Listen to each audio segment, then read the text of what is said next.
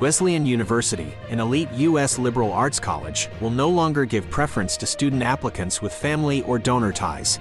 The move aims to address criticisms of legacy admissions favoring the white and wealthy. The decision comes after a Supreme Court ruling that race cannot be considered in admissions. Other U.S. universities, including Johns Hopkins, have also rejected legacy admissions. The change in policy is expected to impact the college admissions landscape, but some predict that donor-based legacy cases may still play a role in certain institutions. New York City Mayor Eric Adams announced a new policy limiting single adult migrants' stay in the city's shelter system to 60 days. With a record number of migrants and little federal help, the move aims to prioritize shelter beds for families. The city challenges the right to shelter law in court and faces a strain on resources, prompting Adams to discourage asylum seekers from coming to the city via flyers at the border. Florida Governor and Republican presidential candidate Ron DeSantis expressed skepticism about the potential indictment of his rival, Donald Trump, stating that prosecutors are using opaque statutes to build their case. DeSantis believes that such charges may lead to doubts and misunderstandings about the strength of the case. He also criticized the use of obstruction of a proceeding in the January 6 insurrection cases. DeSantis emphasized the importance of holding politicians accountable for traditional crimes rather than stretching laws for political purposes. Chinese leader Xi Jinping met with former U.S. Secretary of State Henry Kissinger, hailing him as an old friend. Kissinger's visit to Beijing, his 100th visit to China, comes amid strained U.S.-China relations. Xi emphasized the importance of mutual understanding between the two nations and urged Kissinger to play a constructive role in improving bilateral ties. The meeting is seen as a sign of China's emphasis on unofficial people-to-people relations in its interactions with the U.S.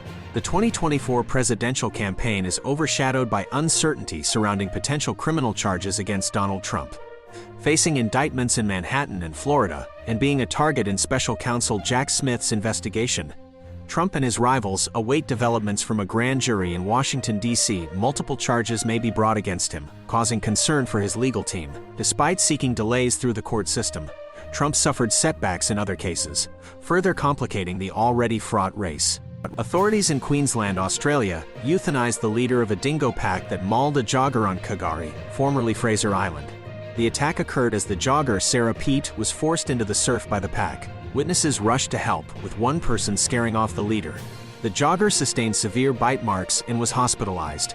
Dingoes have become increasingly fearless due to tourists feeding them or encouraging close interactions for photos, leading to several attacks. Euthanizing high-risk dingoes is a last resort, and traditional owners supported the decision. After more than 2 months of silence, Prime Minister Narendra Modi addressed the deadly ethnic clashes in Manipur state, India. He condemned the assaults on 2 women who were paraded naked by a mob in a video that sparked outrage on social media. The ongoing ethnic violence has resulted in over 130 deaths since May. The clashes arose from an affirmative action controversy, leading to protests and armed militias. The Prime Minister vowed to ensure justice for the victims. A senior White House official stated that Russia may target civilian ships in the Black Sea and falsely blame Ukrainian forces. The warning came after Russia targeted the port city of Odessa and withdrew from an international grain export deal. Newly declassified intelligence suggests Russia might expand attacks on civilian shipping, attempting to frame Ukraine. Russia declared all ships bound for Ukrainian ports potential military targets. In response, Ukraine established a temporary shipping route via Romania to unblock international shipping. Angry demonstrators in Baghdad stormed the Swedish embassy, setting it on fire in response to copies of the Quran being burned in Sweden.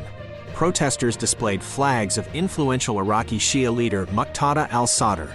The Swedish Foreign Ministry condemned the attack, and Iraq's government vowed to sever diplomatic ties with Sweden if another Quran-burning incident occurs.